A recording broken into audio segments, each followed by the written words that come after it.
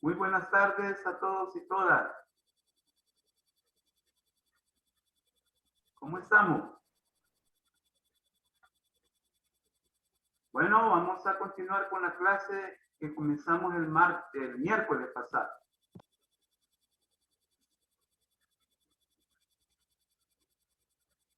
Y que se refiere a la globalización y la salud global. Nos quedamos a este nivel y como habíamos estado comentando, reflexionando, la globalización, pues, como proceso transformador del modo de producción capitalista a nivel mundial, ha venido a incidir grandemente en la vida de las sociedades a nivel mundial también. Y resulta pues que vamos a ver que hoy todo está incidido por la globalización. La educación, la economía, la política, ¿sí? Todos los aspectos, la cultura, no digamos, y la salud no se podía escapar también de ese proceso. A tal grado que ahora tenemos aquí ante nosotros la categoría salud global, ¿sí?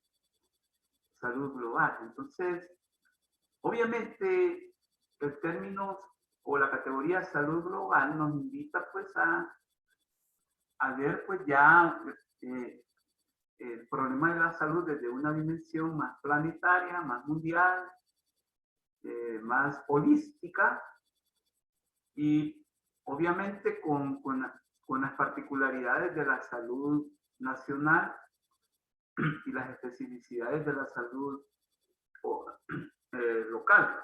Bien.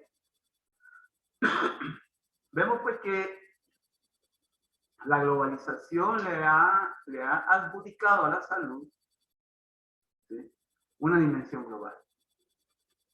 Y como dice aquí la idea, se manifiesta como una disciplina cuyo propósito es formar, investigar y actuar respecto a problemas determinantes y soluciones de carácter transnacional para aumentar la equidad en el acceso a la salud a nivel global.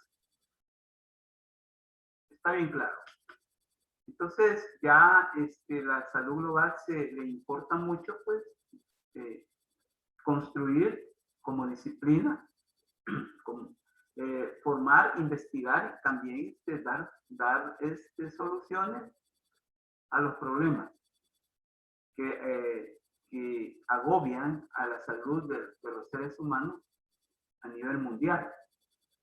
Bueno, entonces la actual situación pandémica tiene mucho que ver con la salud global. La salud pues tiene que estar involucrada en este proceso, en este tiempo pandémico que estamos viviendo y que necesariamente pues se está evidenciando que si no hubiese una salud global estuviéramos mucho más emproblemados de lo que podríamos estar. De hecho, la vacuna es producto pues de ese trabajo arduo de la salud global. Entonces es necesario también identificar características de la salud global. Y una primera característica es que trasciende las fronteras nacionales. Eso es obvio. Todo proceso global, todo aspecto global adquiere esa categoría de global porque trasciende las fronteras nacionales, trasciende los límites nacionales, geográficos, económicos, culturales, etc. Entonces, esa es una característica, digamos, connatural de la salud global, que trasciende las fronteras nacionales. La otra situación es que es producto de la cooperación global. Sin cooperación global no existiera la salud global.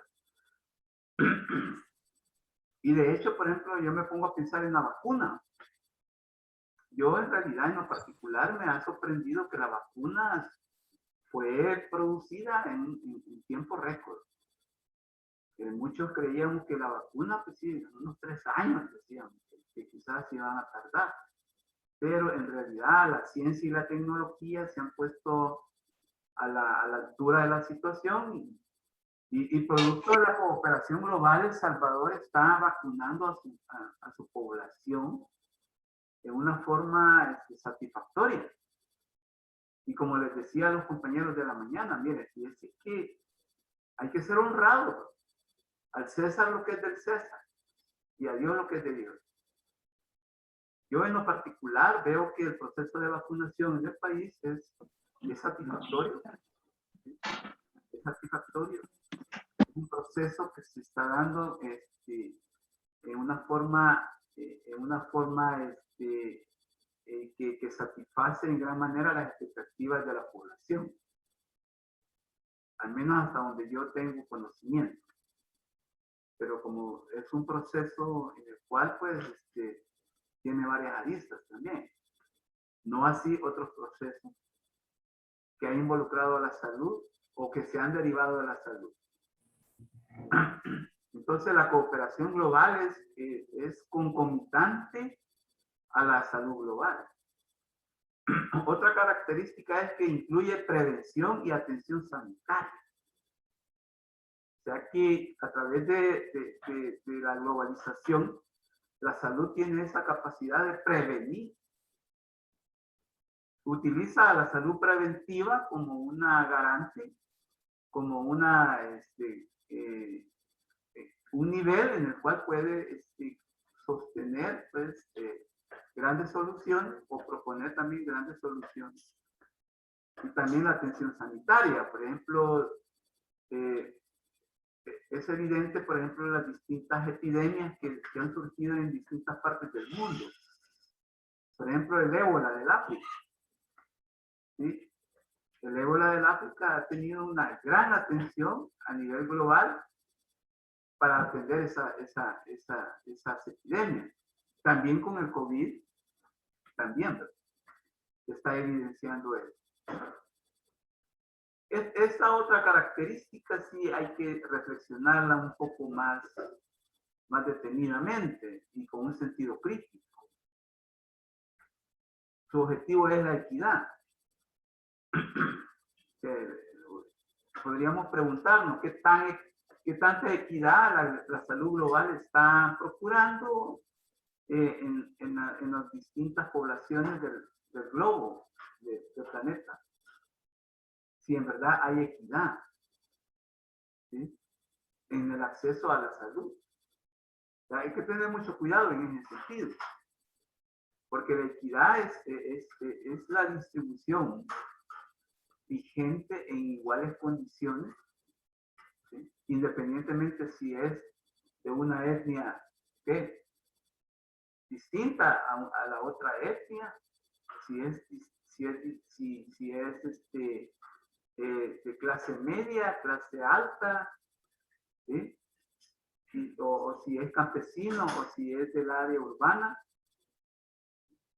no importa. La equidad no le interesa en esa barrera, sino que un bien o un servicio esté accesible universalmente.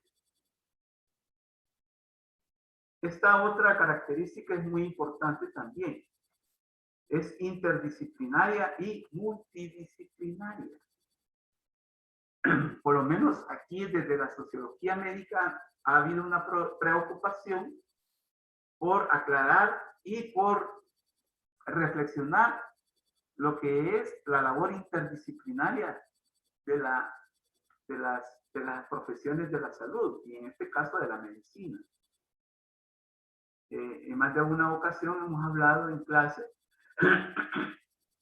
de lo que es la interdisciplinariedad. Y vamos a ver que la interdisciplinariedad hoy en día es necesaria en las ciencias médicas, en las ciencias de la salud. Y de hecho, pues cuando nosotros hablábamos del origen de la sociología médica. O sea, fue un esfuerzo interdisciplinario en que la sociología médica llegara a vincularse con la medicina. Algo que yo recalco y valoro mucho, que fue la medicina la que buscó a la sociología médica para que desde su perspectiva, desde su objeto de estudio, aportara a solucionar problemas. Y no al revés. Yo como sociólogo valoro eso, que fueron las ciencias médicas que llegaron y le dijeron, mira, hey, te invitamos a que estés con nosotros. Y eso es valioso, científicamente hablando. Entonces, la interdisciplinariedad es aquella capacidad de retomar desde la diversidad y la riqueza de la ciencia soluciones, perspectivas y opciones. Entonces, tomar en cuenta la perspectiva de otras ciencias para solucionar los problemas, en este caso de la salud. Desde la riqueza, desde la diversidad. Entonces, esa es la interdisciplinariedad. Y la multidisciplinariedad no es lo mismo, aunque van de la mano. La multidisciplinariedad es de que hay disciplinas que están solícitas también a dar su aporte. Son múltiples. Entonces, por ejemplo, nosotros, la medicina no solo toma partido o toma en cuenta lo que le puede decir la sociología, sino que también la psicología, la antropología, la economía, etc. Entonces, la multidisciplinariedad consiste entonces en aquel menú de ciencias que están prestas, aunque no están interviniendo protagónicamente, pero de las cuales se puede echar mano también en determinado momento. Entonces, esa es la gran diferencia entre interdisciplinariedad y multidisciplinariedad. Esta otra característica está relacionada con el proceso de globalización, la salud. Problemas globales, ¿sí? Problemas de la globalización, debe estar también ahí la salud. La salud, pues, dando desde su perspectiva, pues, tratamientos a los distintos problemas humanos. Hay factores globales que inciden en la salud. Y aquí está prácticamente en un mapa conceptual. Por ejemplo, la globalización como tal, la globalización determina globalmente, ya no localmente, porque se refiere precisamente al capitalismo global. ¿Sí? Un capitalismo que en su naturaleza produce inequidad, ¿sí? Y esa inequidad tiene determinadores que excluyen, por ejemplo, territorios dentro del planeta. Tenemos pues un hemisferio norte rico y un hemisferio sur pobre. Esa es la configuración global de ahora. Cambios en gobernanza también. Y esto tiene que estar referido a la forma en cómo se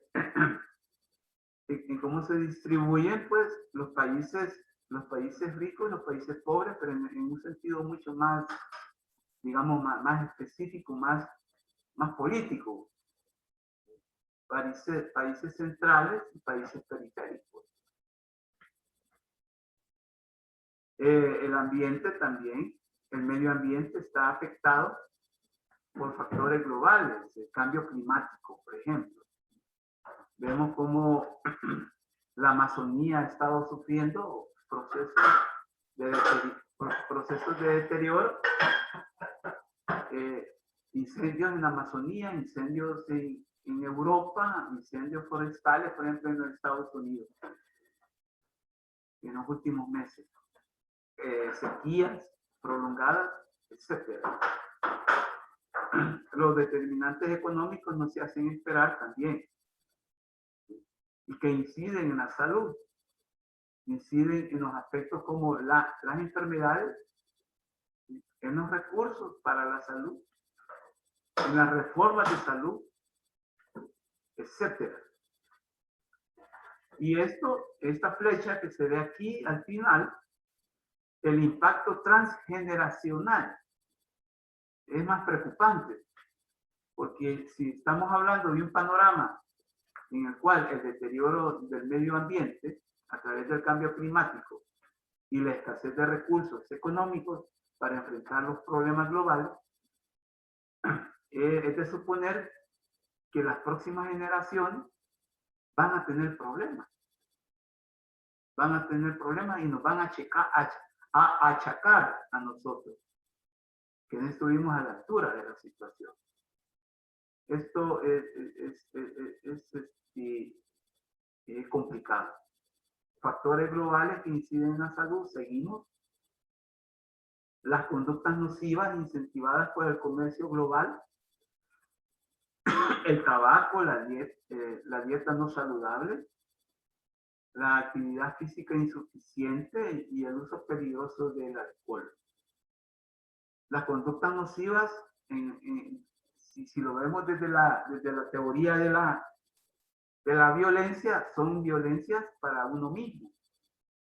Son violencias que uno se las aplica a uno mismo. Por ejemplo, la práctica del alcohol, el consumo desmedido del alcohol resulta ser una violencia para nosotros mismos. Ojo con eso. O sea que nosotros podemos tener violencias autoinfligidas, ¿sí? Autoinfligidas, que nosotros mismos nos la aplicamos. Nosotros mismos somos no solo las víctimas, sino que también los victimarios. Complicado el problema. Desarrollo de enfermedades crónicas no transmisibles. Hoy hay más enfermedades crónicas no transmisibles como nunca. ¿Quién me da un ejemplo de enfermedades crónicas no transmisibles? Por favor. La diabetes sería una. La diabetes. Hoy hay más diabetes. Gracias, Daniela. Hoy hay más diabéticos como nunca. Hace 50 años no se hablaba de la diabetes como se habla ahora, 40 años.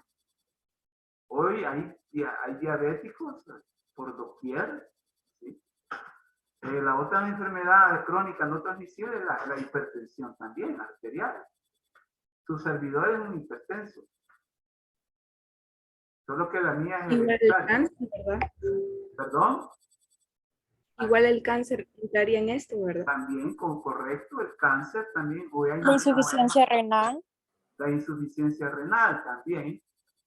O sea que son enfermedades crónicas no transmisibles, pero que han aumentado en el proceso de globalización. Como ha habido transformaciones en los hábitos de vida, entonces han disparado el aparecimiento de estas enfermedades. Otro factor es la característica del empleo. ¿A qué nos referimos a esto? Que hay más empleo sedentario que el empleo que implica el movimiento del cuerpo humano. Por ejemplo, hoy con la pandemia, como que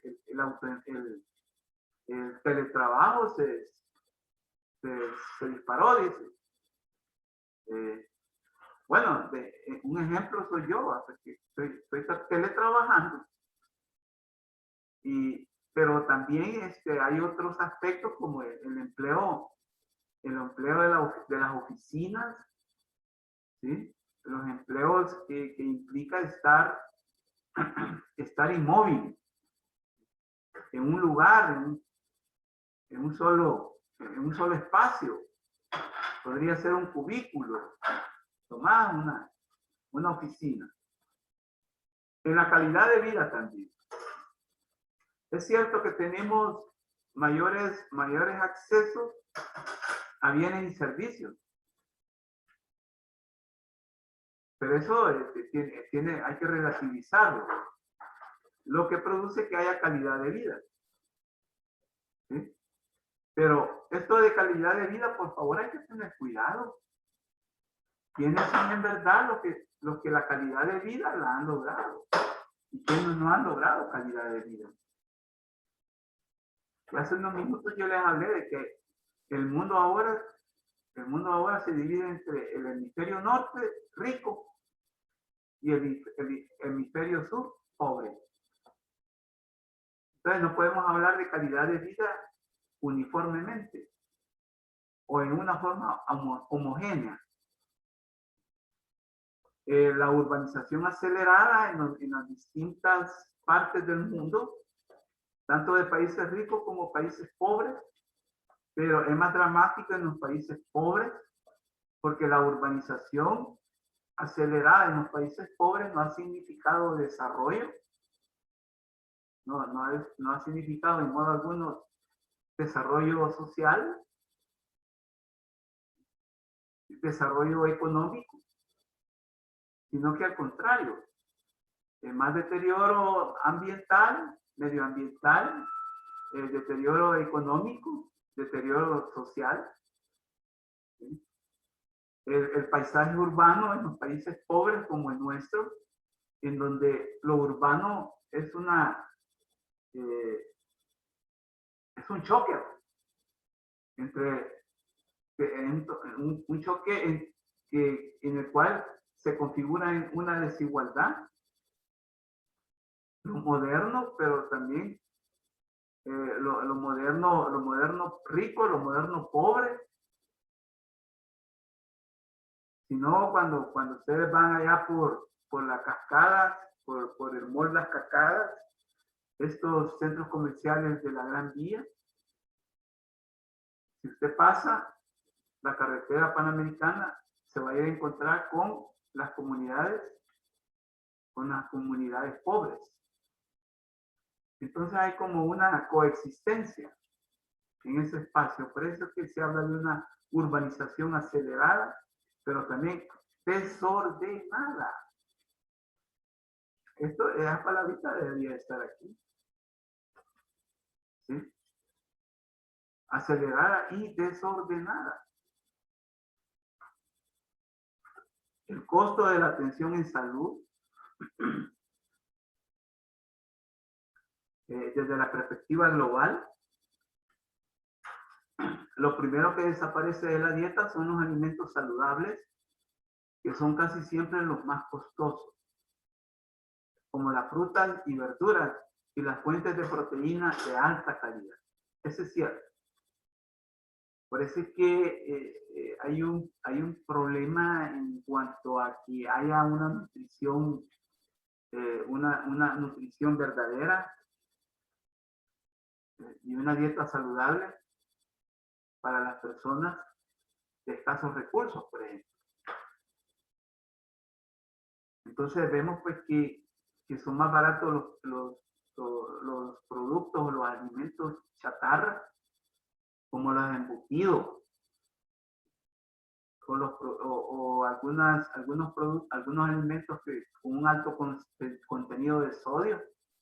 Me estoy refiriendo, por ejemplo, a las sopas maruchambas, que más de alguna vez, de una vez las hemos consumido, al menos yo.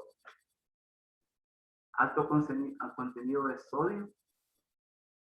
Y cuando nosotros nos proponemos tener una dieta consistente en frutas y verduras y de proteínas de alta calidad, nos encontramos con el impedimento de poder acceder a ellas.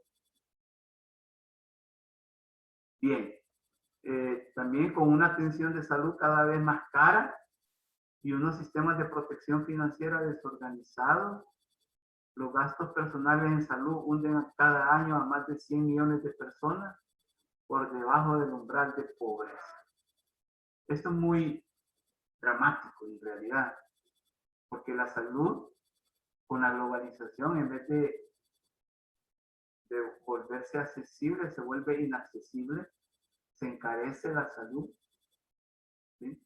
Se encarecen las medicinas, se encarecen más las medicinas, se encarecen los procesos médicos, también son más caros. Y, o sea, que no es problema de existencia, sino que de acceso.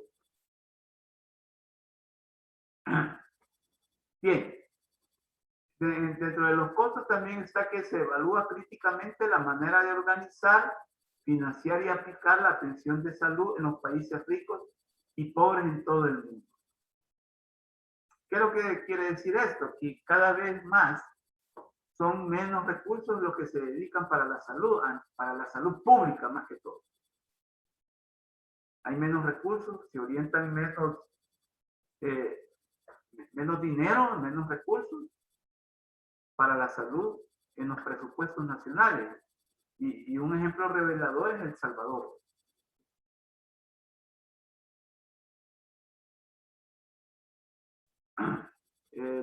También el tema da lugar a que haya una vinculación entre progreso versus pobreza, miseria y enfermedad. ¿Sí? Pero yo lo compararía mejor con una paradoja. Esto es paradójico. Se habla de altos niveles de progreso a nivel científico, tecnológico y económico, social. Pero ¿a dónde? ¿Y quiénes? ¿Sí? ¿Quiénes son los beneficiados o beneficiarios de ese progreso? Y vamos a ver que no es toda la humanidad. Una gran parte, la mayoría de la humanidad, no tiene acceso y ni es beneficiario de ese progreso. Más bien, frente a un progreso, esta relación se ve desde una dinámica de una brecha. ¿Sí? Mientras el hemisferio norte progresa y el hemisferio sur se hunde en pobreza, miseria y enfermedad. Eso sí, así sería la situación. ¿Qué repercusión tienen en la pobreza, la miseria y la enfermedad? En otras palabras, en la perspectiva de progreso de un mundo civilizado. Y esto quizás es lo más paradójico. Se habla de un mundo civilizado hoy con la globalización, pero en realidad las realidades que se configuran en los distintos países pobres no es civilizada, más bien habla de una crisis civilizatoria. Nos matamos entre nosotros mismos a través de guerras, ¿sí? A través de la delincuencia, a través del narcotráfico, a través del crimen organizado, ¿sí? La violencia de las pandillas, no digamos, la violencia social, la violencia intrafamiliar, no digamos, la violencia de género. Son todos esos aspectos que distan mucho de hablar de un progreso de un mundo civilizado.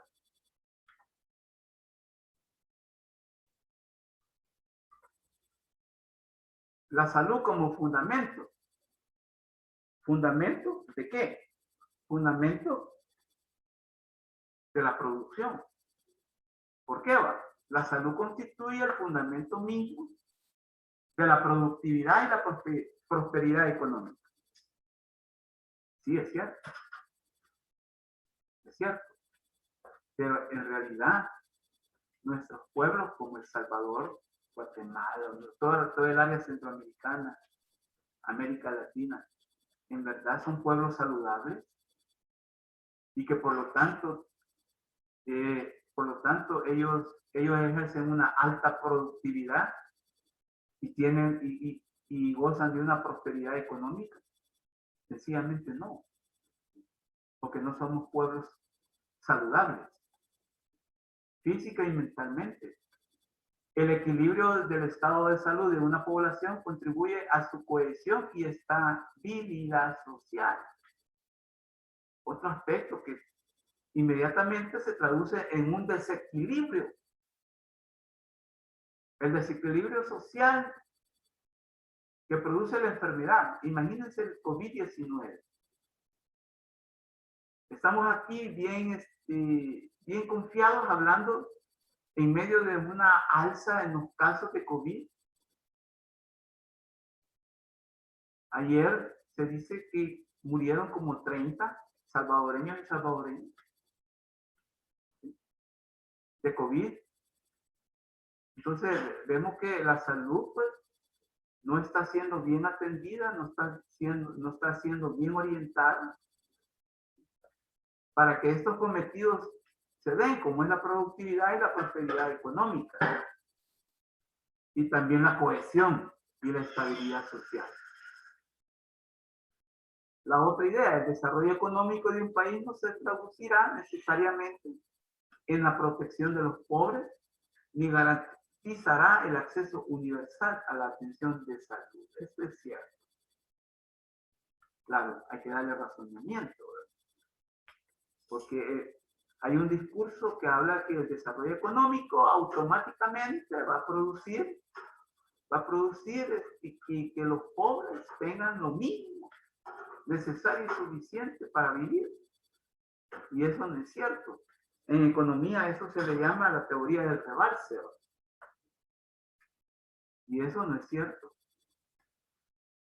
Y bueno, los países desarrollados tienen este crecimiento económico que tampoco pues se traduce en la protección de los pobres y tampoco garantiza un acceso universal a la atención de salud. Eso hablando de los países ricos. Ahora, en los países pobres es mucho más dramático eso, porque se habla de un total abandono, ausencia. Claro, la salud es una realidad contrastante, porque cualquiera diría, bueno, mire, se acaba de decir que el proceso de vacunación que se está dando en El Salvador es satisfactorio. Y somos un país pobre, subdesarrollado. Y ustedes saben mejor que yo eso. La salud no solo es vacuna o vacunación. Es un proceso mucho más complicado y complejo. En los acuerdos comerciales y económicos internacionales no siempre se consideran sus repercusiones en la salud. También es cierto esto. En 1997 del siglo pasado, El Salvador firmó un tratado de libre comercio con los Estados Unidos. Y ahí se habló sobre tratos preferenciales a los productos, cero aranceles, cero impuestos a productos de salvadoreños allá en los Estados Unidos. ¿Sí? Aparentemente suena atractivo, ¿sí? Beneficioso, pero resulta que es más lo que importamos de los Estados Unidos que lo que exportamos a los Estados Unidos. Entonces la relación es asimétrica, ¿sí? Es desigual. A tal grado que ahora El Salvador tiene una balanza de la cual nunca ha salido. Al menos yo he escudriñado la historia económica y la balanza comercial de El Salvador siempre ha sido negativa. La balanza comercial es la que me dice cuál es el comportamiento de las importaciones y también de las exportaciones de un país. Y resulta que para el caso de El Salvador siempre ha tendido a ser mayor las importaciones que las exportaciones. Entonces estamos hablando de una tasa negativa de la tasa comercial. Y cuando hay acuerdos comerciales y económicos en esas condiciones, generalmente es porque los sectores vinculados a la exportación y a la importación van a ser en verdad los beneficiados. De nuevo, caemos en las élites, en los sectores económicamente poderosos y minoritarios. Estamos en una situación muy complicada entonces. Existen iniciativas globales en respuesta a problemas globales. Hay un problema demográfico, ¿sí? Y desde la perspectiva de las Naciones Unidas también se ve el problema demográfico. Para el 2030, el planeta va a tener 9.000 millones de habitantes. Ahorita andamos por los 7.800 habitantes. Entonces hay un crecimiento acelerado de la población, ¿sí? Pero resulta que hay también una mala distribución de la población también. Entonces, en términos demográficos, eso tiene sus razonamientos también. Pero aún así, hay planteamientos que rebaten mucho, rebaten el planteamiento de que el crecimiento de la población desmedido es el que está produciendo desequilibrios sociales, económicos y hasta políticos. Porque hay alimentos como nunca. Hay un abastecimiento de alimentos como nunca antes lo ha habido. Sin embargo, hay más de 800 millones de seres humanos que padecen hambre. El Salvador, yo les he puesto pues muchos casos de familias salvadoreñas que solo comen un tiempo, hasta en la noche comen, ¿sí? Porque todo el día tienen que trabajar duro en el sector informal para conseguir la comida que se van a comer en la noche. Entonces es un problema que hay que tener mucho cuidado. Cuando uno lee algunas iniciativas y vemos que hay mucha intención que no revela en verdad, no son honestos en verdad de decir lo que en verdad sucede. Los derechos sexuales y reproductivos, esto era para ayer. Son reivindicaciones, son medidas que eran para ayer. Los derechos sexuales y reproductivos, no solo informar sobre derechos sexuales y reproductivos, sino educar en derechos sexuales y reproductivos. Entonces, toda reforma educativa que haya en un país como El Salvador debe involucrar a los derechos sexuales y reproductivos como un eje transversal, como un eje curricular, desde la educación inicial hasta la educación universitaria. Pero está ausente.